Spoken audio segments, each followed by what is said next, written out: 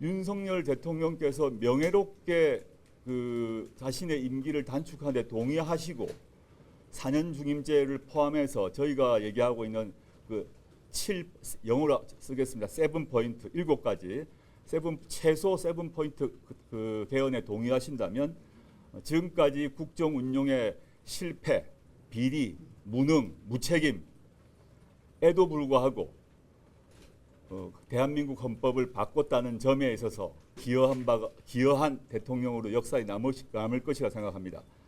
지난 2년간 윤석열 정권이 법과 제도에서 이룬 것은 제 기억에 개식용 금지법밖에 없는데 개식용 금지법은 제가 아는 바로는 김건희 여사의 관심사항으로 알고 있습니다. 이제 윤석열 대통령이 본인의 결단으로 역사에 남을 결단을 해주시길 바랍니다. 저희 112 김봉준님도 말씀하시는 거 보니까 그 연임제와 중임제도 섞어서 말씀하시 주신 것 같은데 아닙니다. 중임제입니다. 그러니까 근데 연속해서 1회 대한 중임이면은 1회 연임으로 개념으로 적용되는 걸까요? 네네, 그 말입니다. 그게 중임제죠. 대통령 중임제죠. 그래서 이 말씀입니다. 한 번, 두 번 하고 또 한 번 쉬었다가 네 번째 할 수 없죠. 우리가 뭐 푸틴입니까? 그게 중임. 대통령 중임제는 연속 두 번을 할 수 있대. 그러니까 1, 2, 3, 4면 세 번째 쉬었다가 1, 2 한 사람이 네 번째 나올 수 있냐는 질문이신 것 같은데 그건 중임제가 아닙니다. 1회 하는 거 연임. 네네, 네, 그렇습니다. 대통령 중임제입니다. 연임. 지금 그 대통령 사면 중임제는 소급입법을 말씀하시는 것 같은데요. 잘 못 들었으면 뭐예요? 소급입법. 아, 소급입. 입법을 말씀하시는 것 같은데 윤석열 대통령 다음 임기서부터 4년 중임제를 적용하는 방안에 대해서 어떻게 생각하시나요? 그 역시 개헌특위에서 논의하겠죠. 개헌특위에서 윤석열 대통령은 임기 5년을 보장해 주고 그 다음 대통령부터 4년 중임제를 한다라는 결정을 개헌특위가 할 수도 있을 것입니다. 그건 저의 권한은 아니겠죠. 근데 저희 당은 그건 아니다 생각을 하고 있어서 부칙을 통해서 현직 대통령의 임기를 줄이는 방안이 맞다라고 생각합니다. 권력구조 개헌 같은 YTN 유진이요. 아, 네네. 네, 권력구조 개헌 같은 경우에는 아무래도 여야 합의나 이런 것들이 좀 어려워서 야당에서 뭐 윤호중 의원 같은 경우에는 원포인트로 개헌을 하자 이런 제안을 하시기도 했거든요. 그래서 뭐 실현 가능성이나 이런 면에서 혹시 원포인트 개헌에 대해서는 따로 뭐 대통령 거부권을 제한하는 원포인트 개헌을 하자고 윤호중 의원께서 말씀하신 걸 보도를 통해서 봤는데요.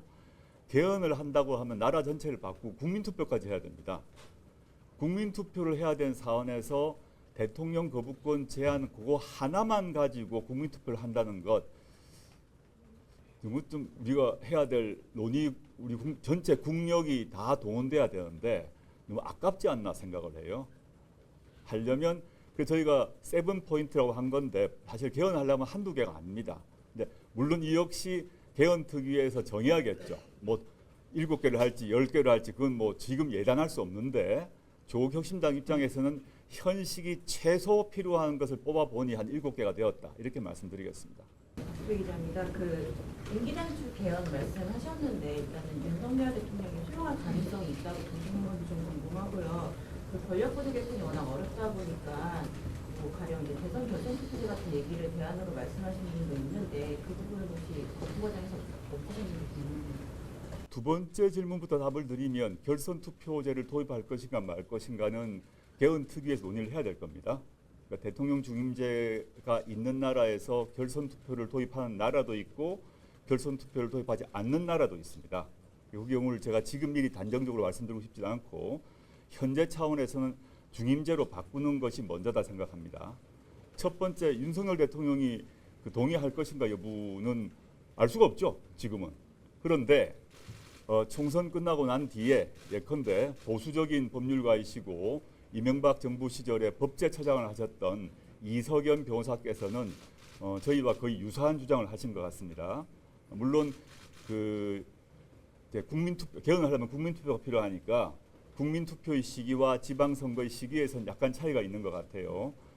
그분은 지방선거 내후년 지방선거에서 국민투표를 하자라고 제안하시고 그 다음에 대선하자 이런 얘기를 하신 것 같은데 저희는 선거를 하려면 대선과 지방선거를 같이 한 게 맞고 그 전에 국민투표를 하는 게 맞다라고 보는 점에 차이가 있으나 이 역시 개헌 특위에서 논의될 것이고요.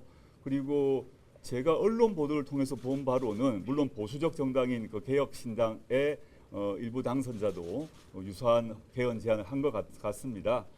그리고 향후 논의 과정에서 저는 뭐 충분히 논의가 될 수 있고